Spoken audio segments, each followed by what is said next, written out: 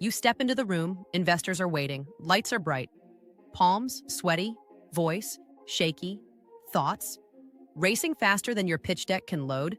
It's go time, and your brain decides now is the perfect time to forget everything you rehearsed. Sound familiar? Whether it's a formal VC pitch or a 3-minute elevator ride with a potential backer, pitching your startup can feel like performing brain surgery with boxing gloves on. But here's the truth. You don't need to be Elon Musk with a TED Talk trophy to pitch like a pro. In the next few minutes, I'll walk you through how to deliver a killer pitch, even if you're nervous, shaky, or convinced your idea only makes sense at 2 a.m. Let's start with the most important thing. No, not your product. The problem. Every great pitch begins with a painful, undeniable, expensive problem. Think of it this way. If your startup were a superhero, the problem is the villain. And if you're sitting there thinking, well, there isn't really a problem, then congratulations, you're not solving anything. Investors invest in pain. They want to know it's real, it hurts, and that people are dying to make it stop. Once the pain is clear, it's time to bring in your hero, the solution.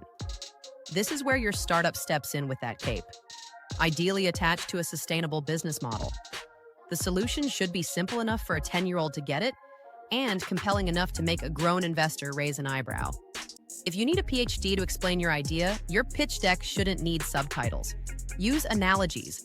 Say things like, we're the Uber for home workouts, or we do what Canva did but for podcast production.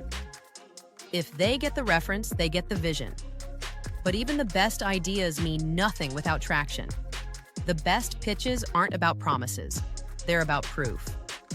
Traction means users, revenue, waitlists, partnerships, whatever shows that people actually want what you've built. And no, your mom saying she loves it doesn't count. We love her, but she's not the market. Even if you're early stage, show momentum. A pilot test, early adopters, growth in engagement, or even just strong conversion rates from a landing page.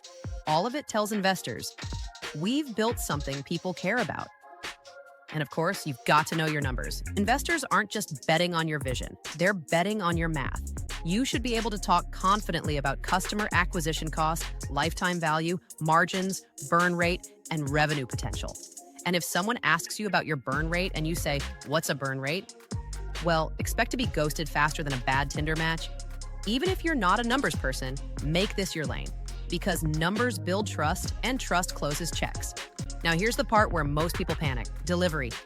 Confidence isn't the absence of nerves, it's the decision to show up anyway. Practice your pitch out loud, not just in your head, not just to your mirror, to real people. Record yourself, get feedback, trim the fat, simplify, rehearse. Again, speak like a human. Use pauses. Don't read word for word off your slides. If your slides could pitch themselves, you wouldn't be in the room. You're the storyteller. You're the one who brings this vision to life. Your job isn't to be perfect, it's to be clear, compelling, and credible. So here's what we've covered. Start with a real problem. Present a simple, powerful solution. Show real traction. Know your numbers.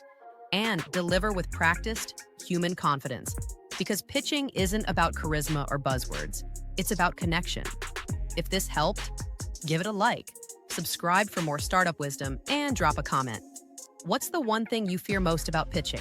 And remember, you've got this, nervous or not.